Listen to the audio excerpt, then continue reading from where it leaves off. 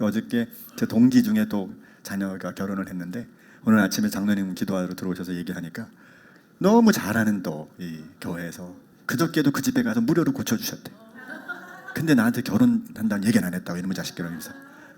세상이 이렇게 좁아요. 여러분, 우리가 혼자 사는 것 같지만 하나님은 우리에게 좋은 동력자들을 붙여주셨습니다. 여러분, 좌우에 계신 분들이 우리들이 가장 그런 상황에 우리를 돕는 사람들 아니겠어요? 우리 가족도 그렇고 부모 형제들도 그렇고, 그지요? 이분이 나하고 아무 상관없을 것 같아도 모르는 일입니다. 그분이 이번 한 주간 여러분이 생각나서 여러분을 위해서 기도해 주실지 어떻게 알아요? 옆 사람과 한번 인사합시다. 이번 한 주간 제가 기도해 드릴게요. 시작. 네, 기도해 주실 거지요? 네, 아멘. 네, 오늘은 하나님의 영광을 나타내는 공동체. 그래서 1월 한 달 내내는 이 공동체 시리즈를 좀 할 겁니다. 그래서 우리 교회의 공동체가 얼마나 훌륭하고 여러분들의 마음속에 가치 있는지. 지금 목사님 나 삶이 힘든데 무슨 교회가 우선입니까? 그렇지 않아요, 여러분. 이게 되게 중요한 겁니다. 국가가 평안하면 우리가 평안한 거예요. 교회가 평안하면 우리가 평안한 겁니다. 반대로 얘기하면 이런 겁니다. 우리가 곧 교회이고 우리가 곧 국가인 겁니다. 그러니까 우리 한 사람이 믿음 안에 서는 일과 분리되어 있지 않다는 걸 먼저 기억하셔야 되고요. 그래서 1월 내내 공동체 시리즈를 좀 할 거고, 지난주에 제목 모르시죠? 함께 떡을 떼는 공동체. 그래서 지난주는 떡도 뗐어요. 안 나오신 분들은 모르시겠지만 떡 떼고 그랬어요. 그래서 오늘은 하나님의 영광을 나타내는 공동체에 대해서 하고, 1월이나 마침 2월 달부터는 허들 시리즈라는 걸 이름을 붙여봤어요. 제가 허들, 이렇게 장애물이잖아요. 이렇게 넘는 허들, 이렇게 선수들이 이렇게 뛸 때 넘는 거잖아요. 장애물. 그래서 우리 인생에 참 많은 장애물이 있다는 생각이 들어요. 심리적이고 정신적이고 육체적이고 경제적이고 영적이고. 근데 그 안에 있는 여러 가지 것들을 우리가 넘지 못해서 넘어지는 경우도 많고 쓰러질 때도 많잖아요. 그래서 그걸 잘 넘어가 보자. 그래서 컨텐츠들을 하나하나씩 제가 정리하면서 그 넘어갈 내용들이 뭔가, 그래서 허들 시리즈로 한번 갈 때까지 가볼 생각입니다. 같이 한번 은혜를 나누면 좋겠습니다. 어쨌든 오늘은 하나님의 영광을 나타내는 공동체인데 조금 어려울 수 있지만 그러나 되게 중요합니다. 굉장히 중요한 날이에요. 그러니까 피곤하시면 조용히 주무셔도 되지만 한번 꼭 들어보시기 바랍니다. 믿음이 힘든 이유가 있어요. 믿음이 힘든 이유. 그 중에 하나는 뭐냐면 성경에 나오는 여러 가지 개념이 약간 관념적이기 때문에 그래요. 관념적이기 때문에. 뭔가 이게 형체가 없어. 뭐가 뚜렷하게 아예 그냥 대놓고 얘기하면 편하겠어요. 열심히 교회 다녀라. 열심히 새벽기도 해라. 열심히 해라. 그러면 쉬울 텐데. 이 개념이 이거 같기도 하고 저거 같기도 하고 잘 모를 때가 많이 있어요. 관념적이라는 것은 눈에 보이지 않아요. 그런데 하나의 뜻이 아니에요. 아주 여기에 많은 하나의 내용에 많은 것을 포함하고 있어요. 그러면 사랑 그러면 얼마나 복잡해요. 눈물의 씨앗 하나로 어떻게 정의하냐고. 사랑을 얼마나 많은 의미가 그 안에 담겨져 있어요. 인내, 충성, 많은 것들이 그 안에 담겨져 있지 않아요? 또 이 다양한 해석이 가능하기 때문에 이게 관념적이라고 이렇게 보통 표현합니다. 예를 들면 오늘 우리가 읽은 본문에서도 하나님의 영광, 애매합니다. 뭐지 이거? 하나님의 영광, 하늘에 속한 신령한 복. 여기서부터 더 헷갈리죠. 이게 뭘 말하는 건지 잘 안 들어와요. 또 거룩하고 흠없게 하셨다. 좀 한마디로 딱 얘기하면 편할 텐데 이런 것이 없으니 불편하고 해석이 잘 안 될 수가 있어요. 근데 왜 이런 표현을 굳이 성경에 많이 써놨을까? 말을 기록하는 재능이 없어서 그랬을까? 오히려 저는 그렇게 보지 않습니다. 오히려 이게 인간의 언어로 다 담지 못할 위대한 사건이고 위대한 일이고 너무 큰 일인 거죠. 어쩌면 인간이 담아낼 수 있는 그 모든 언어보다 더 위대한 것이 하나님이 우리에게 주고자 하는 진리라고 저는 생각합니다. 예를 들면 그래봐요. 여러분, 부모님의 사랑 얼마나 큽니까? 이걸 어떻게 우리가 한마디로 정의를 해요? 할 수가 없죠.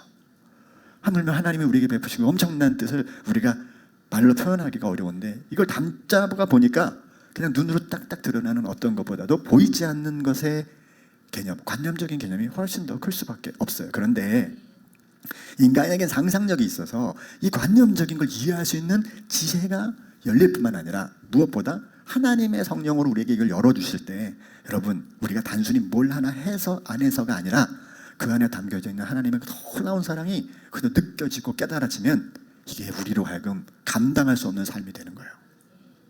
이건 마치 그걸 깨닫게 되고 조금이라도 이해하는 만큼 우리 삶이 그냥 가만히 있을 수가 없는 사람이 되는 거예요. 그게 사람이에요. 그런 면에서 여러분, 우리가 찾고 연구하면 이 실천적인 삶을 살아낼 힘을 가질 수가 있어요. 그러니까 여러분, 신앙은 내가 뭐 하나 해서 뭐 하나 하지 못해서 이렇게 가지 마시고, 내가 무엇을 어디까지, 제가 오늘 우리 시작 기도할 때 넓이와 깊이와 길이와 이런 그리스도의 그 풍성한 분량을 더 깊이 깨닫고 알면 그게 나를 춤추게 하는 거예요. 그게 나를 하여금 삶을 움직이는 엄청난 모멘텀이 될 수 있다는 거예요. 그러니까 신앙을 좀 그렇게 가져가실 수 있게 바랍니다. 제가 중학교 때, 고등학교 때 기독학생반인데, 기독학 몇 명 없어요. 근데 제가 거기서 회장을 해서 학교에서. 그런데 어느 날 구원파 학생하고 한 명하고 토론이 벌어졌어요. 우리 친구가 한 명 갔는데, 야, 남진아, 대단한 애가 나타났대. 그래서 어떤 애가 나타났냐 했더니 얘가 구원파인데 성경을 줄줄줄줄 외우는 거예요. 그 걔하고 얘기하면 다 우리가 잘못 믿고 있는 거야. 그래가지고 이제 걔가 기독학생반하고 토론회를 열자고 제안을 해온 거예요. 만나자, 점심시간에 만났어요. 근데 만나는데 대화를 쭉 하는데 얘가 대화하다가 무슨 얘기를 하냐면, 너는 근데 어떻게 해서 그걸 알았니? 이렇게 말을 물었더니 얘가 하는 말이, 우린 중고등학교가 같은 운동장을 써요. 근데 그 중학교 2학년짜리 아이한테 얘가 도전을 받고 은혜를 받아가지고 그 아이를 따라서 교회를 다니면서 바뀐 거예요, 인생이. 걔를 소개하겠다는 거예요. 여러분, 고등학교 2학년 때 중학교 2학년을 만난 겁니다. 그러면 어떨까요? 이었다만 해고 키도 안 크고 별거 아닐 거 아니야. 가서 우리가 야 가자 딱 갔는데 웬걸, 이게 무슨 갓신을 받은 사람처럼 아이가 조금 눈이 살아있는 거야. 중학교 2학년을 아무도 압도할 수가 없어. 고등학교 형들이 그 아이의 말과 그 침착함, 자기가 알고 있는 분명한 어조와 확신이, 우와, 우리 모두가 입을 다물게 했어요. 제가 그래도 잘 치는 편은 아니어서 대화를 쭉 하면서 그랬어요.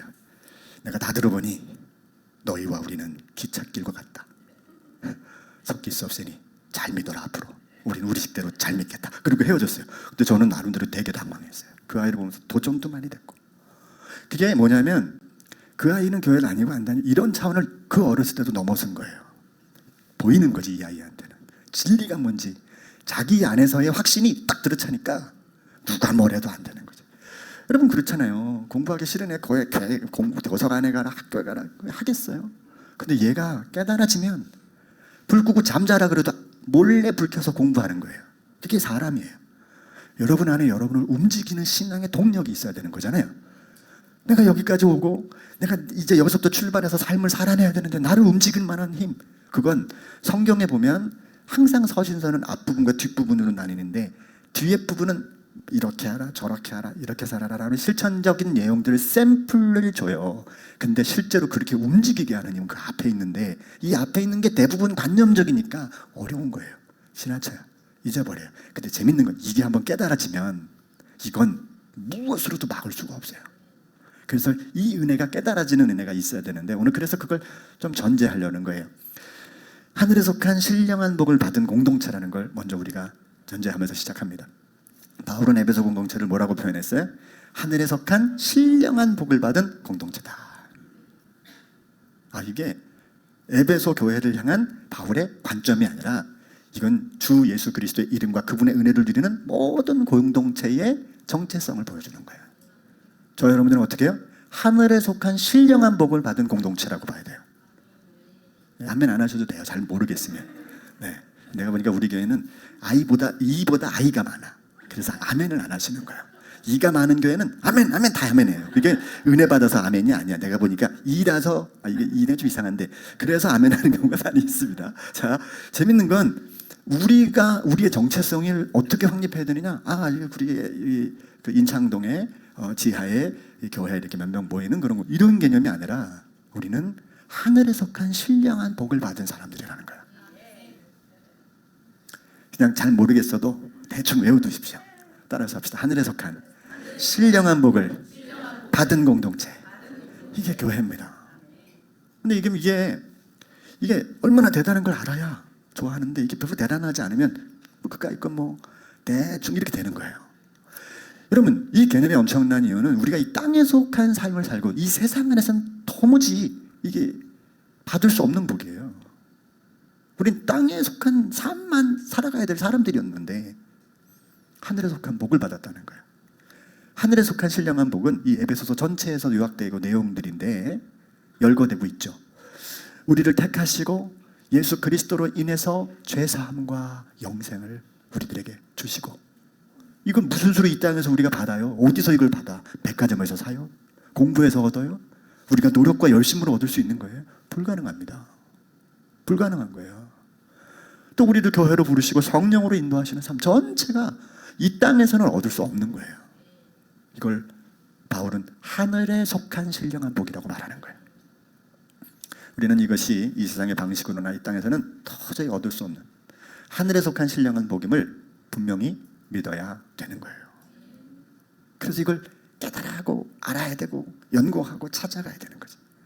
이것이 얼마나 대단한 것이라고 하는 사실을 알아야 우리가 우리 스스로의 가치를 지킬 수가 있는 거예요. 저는 여러분들이 그런 가치들을 알고 있기 때문에 여기 오시는 거라고 생각해요. 네, 그렇죠?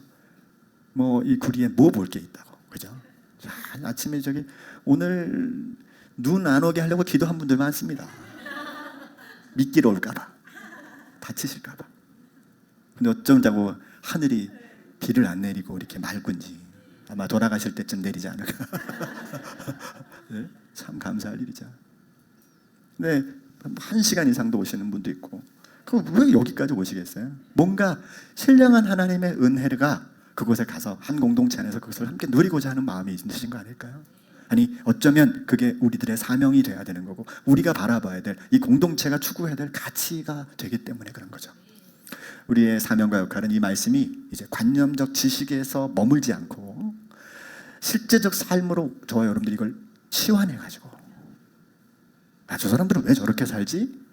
그랬을 때 우리는 하늘에 속한 신령한 복을 가지고 있기 때문이야 라고 하는 분명한 확신을 드러낼 수 있어야 될 줄로 믿습니다. 바울은 이 실제적 삶을 2장에서는 복음을 전하는 것으로 이야기하고 있고요, 3장부터는 성령의 동행하심으로 공동체적인 삶을 회복하는 것을 이야기해요. 4장도 다 그러고요, 5장으로 넘어가면 부부관계가 그만큼 중요한 하늘에 속한 신령한 복의 영향으로 만들어진다고 얘기해요. 여러분, 전제하건대 하늘에 속한 신령한 복으로 부부관계가 맺어지지 않으면 맨날 싸웁니다. 아니, 목사님, 부부가 안 싸우는 부부가 있어요? 있어요. 있을 테니까. 여러분이 싸운다고 다 싸운다고 생각하시면 안 돼요.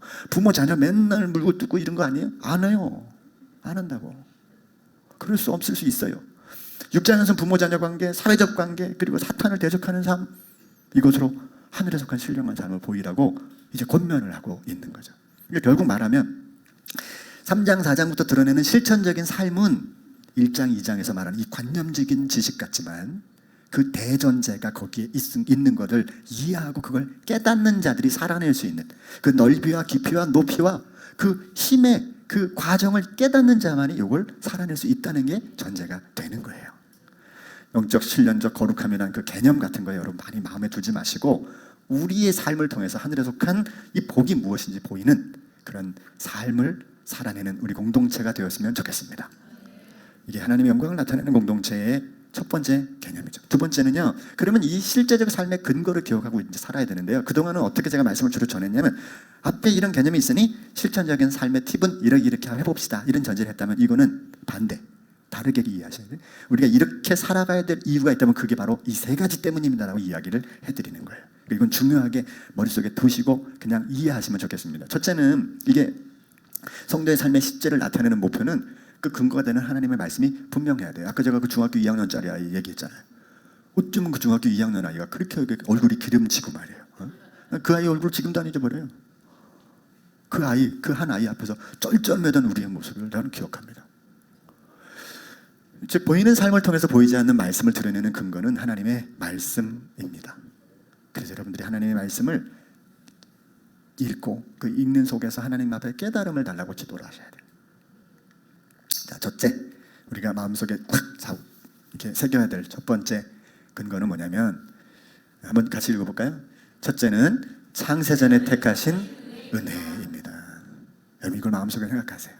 오늘 우리가 이곳에 있고 하나님 나라를 바라보고 영원한 나라를 소망하게 되는 삶이 된 것은 어느 날 갑자기 나의 인생에 찾아온 특별한 변화에 의해서 시작된 게 아니라 이 세상이 만들어지기 전에 저와 여러분들에게 주어진 은혜라는 사실을 기억하는 거예요. 이때는 좀 아멘 하셔도 됩니다. 아이라고 하셔도. 여러분, 세상을 짓기도 전에 우리의 구원을 예정하신 것이 기독교가 말하는 구원이에요. 놀라운 거 아니에요? 여러분, 부모들이 자녀를 출산하고 이제 아이가 태어나기 전에 준비할 게 많잖아요. 출산용품도 준비하고, 그죠? 아이가 크면 이름도 져줘야 되고, 또 어디 가서 어떻게 해야 되고, 또 여러 가지 것들을 아이를 위해서 준비한단 말이죠. 하물며 여러분, 세상을 만드신 하나님이 이 세상 인간을 만들어 놓으면서 알아서 잘 살고 알아서 세상을 확장하면서 살아라 이렇게만 하고 끝내실까요? 그렇지 않다는 거예요. 그렇게 안 하신다는 겁니다. 하나님은 분명한 인간을 향한 계획이 있으셨다는 거죠. 여러분, 세상이 왜 시작됐죠? 왜 이 세상이 만들어졌을까요? 왜 이 세상에 우주와 별과 모든 것이 있고 거기에 인간인 저와 여러분들이 존재하고 있을까요? 이유가 뭐죠? 거기에 대한 답은 모든 기독학자들은 이렇게 말합니다. 하나님의 사랑 때문에. 우리를 사랑하시기 위해서 하나님이 이 세상을 만드신 거예요. 갖고 놀라고 만드신 게 아니에요. 유흥거리로 만드신 게 아니에요. 당신과 교제하고 영원한 삶을 저와 여러분들이 누리게 하려고 하나님은 이 세상을 사랑하셔서 세상을 만드신 거예요. 아멘이시죠? 하나님의 사랑이 세상을 존재하게 했어요. 그리고 그 사랑으로 우리의 구원을 애초에 마련하는 건 당연한 거예요. 그래서 하나님은 세상을 만드시기 전에 이미 저와 여러분들을 구원하셨다라고 하는 게 우리가 말하는 기독교의 구원이에요. 이걸 장깔뱅이라고 하는 신학자는 이걸 이중예정론이라고 말하는데, 이중예정론은 두 가지, 선택과 유기라고 그래서 우리를 하나님의 은혜 가운데 얼마를 구원하기로 부르시고 하나님의 은혜 가운데 그저 내버려두기로 작정한 자들, 그게 유기예요. 유기, 버려둔 자들이에요. 이걸 얘기했어요. 근데 이걸 오해하면 안 됩니다. 왜 오해하냐면, 그러니까 우리의 구원은 누구는 택하고 누구는 안 택했대. 아무리 우리가 노력해도 안 택했는데 내가 아무리 노력해봤자 어떻게 구원을 받아? 이렇게 생각하기 쉽단 말이죠.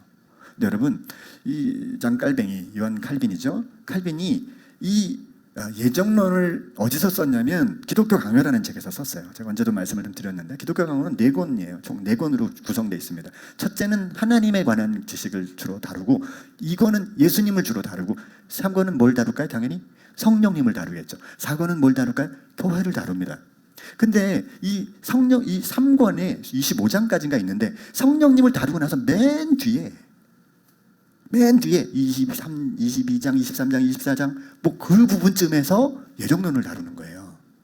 이게 무슨 말이냐면, 하나님과 그리스도와 성령님을 설명하고 이 구원에 대해서 그 다음을 설명하는 건 뭐냐면, 이 하나님께서 우리의 구원을 보니까 내가 누구는 구원받을 것 같고 누구는 구원받지 않을 것 같고, 이게 아니라 지금까지 나의 인생의 역사를 돌아보니, 이제까지 공동체 역사를 돌아보니 우리의 구원은 하나님의 주권적인 은혜로만이 가능했구나. 이게 예정이라는 거예요. 이게 예정이라는 거예요. 미리 정해놓고 누구는 받고 누구는 안 받고 이게 아니죠. 선택과 유기가 있어도 누가 어떻게 확정되는지는 아무도 알 수 없어요. 그래서 다시 우리에게 주어진 모든 삶의 최선을 다할 뿐, 그리고 지금 내가 하나님을 믿고 있으니 감사한 것뿐, 그리고 언제든지 나에게도 유기가 발생할 수 있으니 주님의 은혜만을 끝까지 붙잡고 가야 된다는 마음이 필요한 것뿐이에요. 끝까지 믿음에서 떠난 사람들은 그의 고집과 노력 이전에 결과적으로 뭘까요? 유기된지는 모르겠구나, 이렇게 바라볼 수 있겠고요. 우리가 지금도 믿음을 붙들고 있다면 그것은 주님의 은혜, 주님의 선택하심을 통해서 받았구나. 그러니 여러분, 미안하지만 이 공동체 안에 함께 예배하고 지금 있다라고 한다면 우리는 하나님의 택하심이요, 그 택하심이 만세전에 이뤘다고 믿는 게 뭐가 문제가 될 게 있어요. 이게 얼마나 놀라운 은혜인지 모릅니다. 우리는 그런 분들이에요.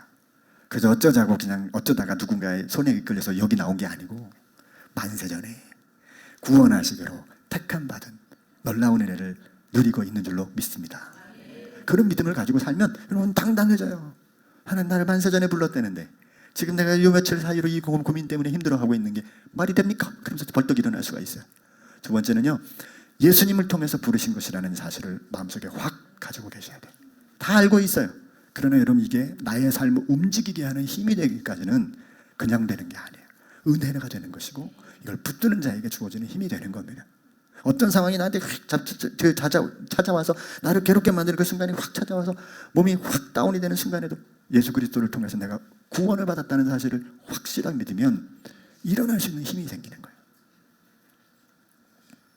만세전에 택하신 구원의 방법은 예수 그리스도를 통해서 흠없게 죄 용서하시고 하나님의 아들의 신분을 얻게 하신 것입니다.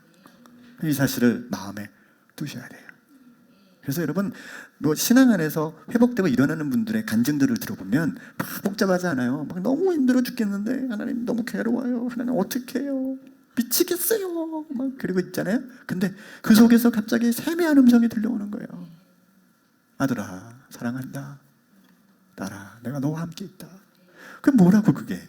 예수 그리스도가 나와 함께 있다는 분명한 확신이 확 들어오는 걸 어떻게 하라고? 그러니까 갑자기 없던 힘이 이렇게 되는 거죠. 그죠? 경험해 본 분들은 아멘을 하는데 잘 안 하실 수도 있는 거예요. 한번 읽어볼까요? 시작. 하나님은 세상 창조 전에 그리스도 안에서 우리를 택하시고 사랑해 주셔서 하나님 앞에서 거룩하고 흠이 없는 사람이 되게 하셨습니다. 하나님은 하나님의 기뻐하시는 뜻을 따라 예수 그리스도를 통하여 우리를 하나님의 자녀로 삼으시기를 예정하신 것입니다. 아멘. 제 얘기가 아니잖아요. 이게 마음속에 잊어버리면 안 돼요. 안 돼요, 이거. 다른 환경이 찾아와도 이거 잊어버리면 안 돼요. 그럼 무너져요. 만세전에 우리를 택하신 구원의 방법은 예수 그리스도를 통해서 흠없게 죄 용서하시고 하나님의 아들의 신분을 얻게 하신 것이다. 바울은요, 이 사실을 깨닫고는 그 인생을 겁니다.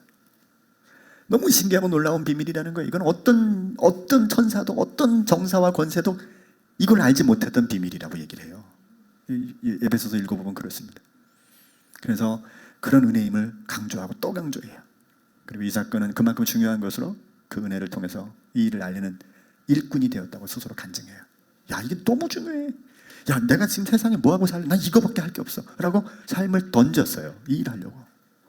야, 제가 튀르키예를 간 거니까 그 나라가 우리나라보다 한 땅으로 따지면은 한 7, 8배 큰 것 같아요. 근데 거기를 다 걸어 다녀요. 그 광야 같은 땅을 걸어서. 제가 그랬어요. 야, 이 사람 안에 얼마나 큰 확신이 있었으면 이 길을 걸어서 이 수많은 걸 걸음을 한 번도 아닌 교통이 편합니까? 지금처럼 뭐 치안이 확보가 되어 있습니까? 목숨 걸고 갔을까? 얼마나 그 안에 이 분명한 듯이 예수가 나를 살려주셨다, 예수 그리스도를 통해 구원받았다는 이 엄청난 사건이 그 마음속에 확 들어있지 않으면 어떻게 그렇게 가능하겠어요? 성도 여러분, 우리가 하는 모든 봉사, 섬김, 하나님 나라에 사는 그 모든 동력은 예수가 나를 구원하셨다는 한 가지 사실임을 분명히 믿으시기 바랍니다. 그거밖에는 없는 거예요. 그거 아니면 가짜입니다. 가짜. 아니, 교회 갔더니 사람들이 잘해줘. 좀만 이상하게 하면 나가고 싶어 하면 없어집니다. 믿음으로 갔다고 해도 삶으로 돌아가면 막 엉망진창 펼쳐져 있는 내 삶의 지경에 가면 다 무너집니다. 그런데 예수 그리스도와 함께 가면 이깁니다. 주님의 능력 붙들고 가면 이기는 거예요. 그게 뭐예요? 예수가 만세전에 나를 택해 주시고 구원해 내셨다. 당신의 삶으로 나를 죄 용서하시고 생명을 주셨다. 아멘입니다. 바울의 고백을 한번 같이 읽어봐요. 시작. 나는 이 복음을 섬기는 일꾼이 되었습니다. 내가 이렇게 된 것은 하나님께서 그분의 능력이 작용하는 대로 나에게 주신 그분의 은혜의 선물을 따른 것입니다. 바울이 얼마나 분명하게 깨달았는지 알겠죠. 그러니까 우리는 바울처럼 어떻게 저렇게 베드로처럼 이럴 게 아니라 그분들은 뭘 붙들었는가, 이게 중요한 거예요. 그분이 붙든 것, 그든 걸 우리도 붙들면 그 이상도 할 수 있는 거예요. 이상도. 자, 마지막 세 번째는요, 우리에게 베푸신 은혜의 영광을 찬성하게 하는 게, 자, 이게 우리의 사역의 모든 모멘텀이 되셔야 돼요. 뭐라고요? 우리에게 베푸신 은혜의 영광을 이제 우리는 찬성하는 거예요. 그래서 찬양도도 지난주에 보니까 1년 내내 우리 이런 찬양 부를 거고 제목이 이렇습니다 하고 제목까지 다 정해왔어요. 55주 자기들이 할 내용을 다, 야, 대단하더라고요. 악보가 무슨 악보에 몇 페이지 몇 페이지까지 모르겠는데 무슨 악보에 그게 있고 어떤 게 있고 다 적었더라고요. 근데 이건 단순히 찬양하는 것만 말하는 게 아니죠. 세번역 성경 이렇게 말해요. 하나님의 영광스러운 은혜를 찬미하게 하셨다. 하나님의 영광스러운 은혜를 우리에게 찬미하게 하셨다는 것은 단순히 노래라는 행동을 말하는 게 아니라 그걸 넘어서 예배적인 삶을 사는 거죠. 오늘 장로님 기도하시면서 우리 예배의 삶을 살기를 바라는 기도를 해주셨는데 맞아요. 그런 겁니다. 공동체를 통해서 하나님의 영광을 나타내는 삶을 보이게 하는 거예요. 그게 우리 교회가 할 일이라는 거죠. 이것은 우리에게 있어서 절대적으로 중요한 신앙의 목표점이에요. 뭐가? 교회를 통하여 하나님의 영광을 드러내는 거예요. 이걸 위해서 우리 무지개 공동체가 있는 겁니다. 아이들이 어떤 연주회를 통해서 도전을 받고 연주회 길을 가죠. 어떤 운동선수는 어떤 게임을 보고 나서 나도 운동선수가 돼야지 그러고 갑니다. 또 어떤 한 권의 책을 읽고 인생의 길을 정하는 사람도 있어요. 그런 것처럼 여러분, 중요한 얘기입니다. 교회를 통해서, 우리 공동체를 통해서 누군가는 하나님의 영광을 세상에서 살겠다고 결심하도록 돕는 일을 우리가 하는 것이에요. 그래서 사랑하고 섬기고 희생하고 돕고, 우리가 먼저 하나님의 영광을 위한 삶의 길을 시작하며 공동체를 세워가기를 간절히 소망합니다. 기도하겠습니다. 하나님, 만세전에 우리를 택해 주셔서 고맙습니다. 하나님, 예수님을 통하여 우리를 구원해 주셔서 고맙습니다. 그 보이지 않는 하나님의 영광과 말할 수 없는 은혜를 우리 공동체를 통하여 드러낼 수 있도록 세워주셔서 고맙습니다. 주님, 이 사명 감당하도록 우리에게 새 힘과 능력을 더해 주셔서 2026년도를 힘있게 달려가는 무지개 공동체가 되게 하여 주시옵소서. 예수님 이름으로 기도합니다. 아멘.